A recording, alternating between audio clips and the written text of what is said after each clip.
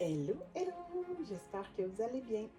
Lorsqu'on traverse une grande épreuve, on s'attend souvent à voir Dieu agir à travers de grands miracles. Mais pourtant, ce sont les petits détails qui révèlent le plus sa présence. Durant l'hospitalisation de notre petite fille, j'ai découvert que Dieu était partout. Dans les grandes victoires, comme dans les petits moments. Notre fille était une véritable battante.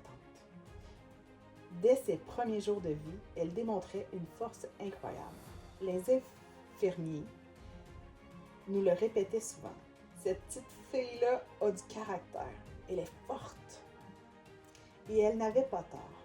À plusieurs reprises, elle a essayé elle-même d'enlever ses tubes. Pour un enfant de quelques jours seulement, c'était impressionnant. Elle se battait.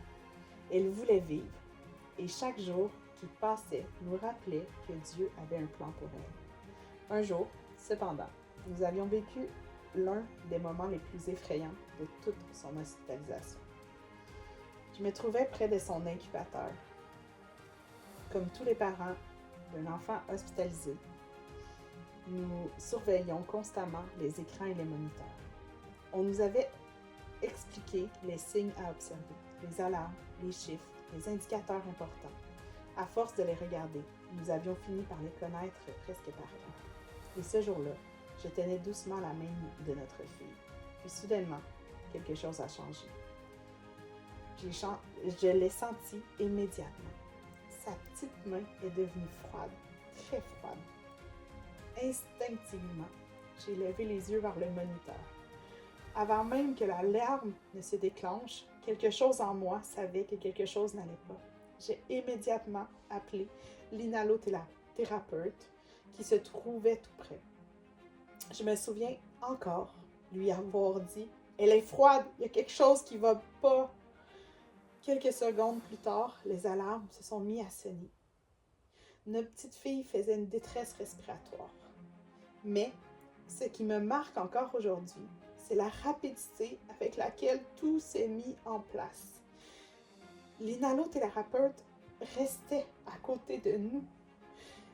Les ajustements ont été faits immédiatement et l'équipe est intervenue rapidement. La situation a été stabilisée. Certains diront que c'est une coïncidence. Moi, je vois la main de Dieu. Parce que cette inhalothérapeute exceptionnelle se trouvait exactement là où elle devait être.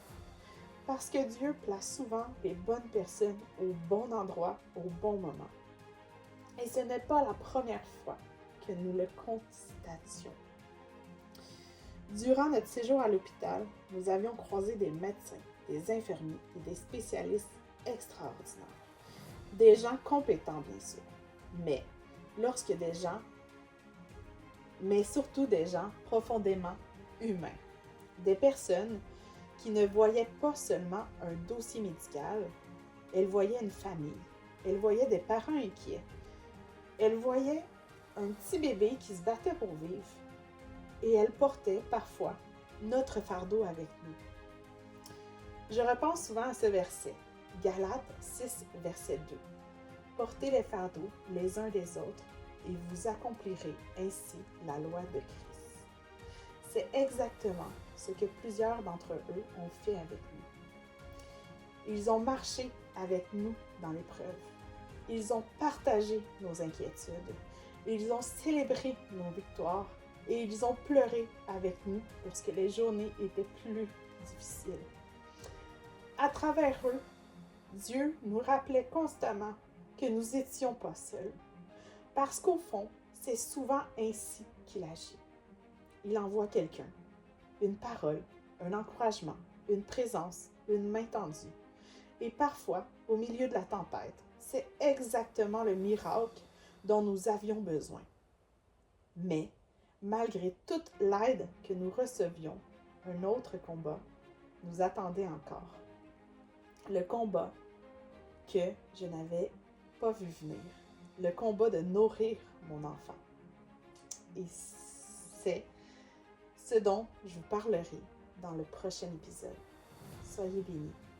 Shalom, bien-aimés.